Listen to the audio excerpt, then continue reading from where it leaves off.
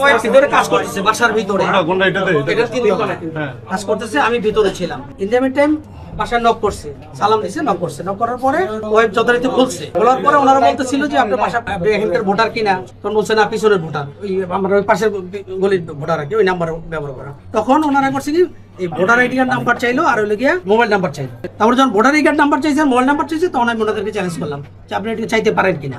এটা বলার পর ওদিকে 1 থেকে 2 জন মহিলা দৌড় দিচ্ছে। দৌড় পরে আমি ওনাদের চেষ্টা করছি ধরতে যে আপনার দাঁড়ান, কথা শুনেন, আপনারা কারা, কারণ এইভাবে তো অনেক চুরি হয়, আমার ওয়াইফ একা বাসায়, এই হলো আমার মাইন্ডসেট আর কি। তারপর জিজ্ঞেস করার পরে ওনারা বললো আমরা ভোট চাইতে আসছি, এই সেটাতে কি হয়েছে, এই হলো ঘটনা। ওনারা ভোটার আইডি কার্ড নাম্বার চায় এবং কি মোবাইল নাম্বার চায়। আমি বললাম এটাতে কি করবেন, আমরা মেসেজ পাঠাবো আপনাদেরকে, এলো সারমোর ঘটনা। তারপরে উনি আবার ফোন দেওয়ার সুযোগ পাইলো, ওনাকে বললাম আপনি কোন লোক থাকবে ফোন দেন। আসার পরে ওনারা আসলো, স্বাভাবিক, ওনারা আসলো স্বাভাবিক, উনি আসলো দেখলাম একটু দম আছে, আরেকজন এসে আমার গায়ে ধাক্কা দিল, চলেন সামনে চলেন। তারপরে সমাগম হইলো, আপনারা তো আসছেন, এখন আপনারা বুঝেন এটা ওনাদের আইনের মধ্যে। তো গেটের বাইরে যখন তর্ক বিতর্ক হচ্ছিল, তখন আমাদের 2 জন লোক ওখানে যাওয়ার পথে জিজ্ঞাসা করে কি হয়েছে, বলে যে এই ঘটনা।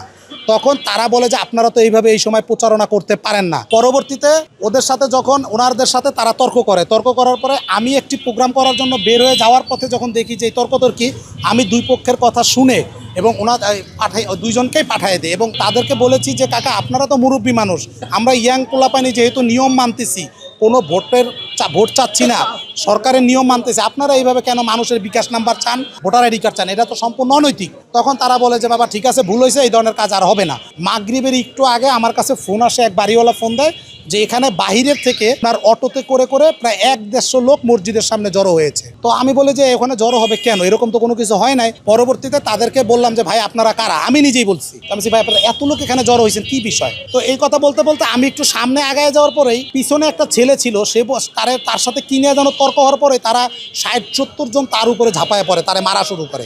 তার পিছনে ছিল ও আবার তাদেরকে যখন ঠেকাইতে যায় ওরেও মাইরা ওর ঠোঁট ফাটায় ফেলে, হাত ভেঙে ফেলে। তখন ওর এখান থেকে যখন রক্ত পড়া শুরু করে, তখন আমি পিছন দিকে তাকাই দেখি যে ওরে মারতেছে। আমি পরে বললাম এই আপনারা কারা আছেন, ওদেরকে ধরেন। তখন এলাকার সব লোকজন মনে করেন দোকানপাট থেকে নেমে গেছে, এই গলির নেমে ওদেরকে মনে করেন যে ধরা শুরু করছে। পরে ওরা যখন দেখছে এলাকার মানুষ জড়ো হয়ে গেছে, ওরা যে যার মতো দৌড় দিতে যায় 20 থেকে 25 জন মসজিদের ভিতরে ঢুকে গেছে। তো মসজিদের ভিতরে যখন ঢুকছে আর বাকি তো সব দৌড়ে পালাইছে, বিভিন্ন বিল্ডিংয়ের ভিতরে ঢুকে গেছে। পরবর্তীতে আমি দেখলাম যে মানুষ তো অনেক হয়ে গেছে, তখন মসজিদের সামনে দাঁড়িয়ে আমি সবাইকে আটকাই দিছি, এই মসজিদের ভিতরে কেউ ঢুকবেন না। আমি আটকে দিয়ে তখন কেচি গেটটা টান দিয়ে আটকে দিই। পুলিশ আসার পরে তখন পুলিশ তাদেরকে বলে আপনারা কোথা থেকে আসছেন, ও নাম দেন। তখন নাম লিখতে যায়, দেখে কেউ মণিপুর, কেউ শ্যানপাড়া, কেউ রূপনগর, এইসব এলাকা থেকে বহিরাগত তারা এখানে আসছে মারামারি করার জন্য। তখন পুলিশ তাদের নাম লিখে, একই অবস্থায় একজন নেতা আমাকে ফোন দেয়, ফোন দিয়ে বলে মিলন ভাই যা হয়েছে ঘটনাটা কি। তখন বলি, উনি সরি বলে ভাই আপনি একটু শান্ত রাখেন, আমরা আসতেছি। আমি বললাম ঠিক আছে আপনারা আসেন। তো পরে ওনারাও আসছে, তার সাথে সাথে সেনাবাহিনীও আসছে। প্রায় আরও 1-150 লোক নারায়ণ তাকবীর আল্লাহু আকবার বলে ছুরি চাপাটি এইগুলা নিয়ে ভিতরে ঢোকার চেষ্টা করে।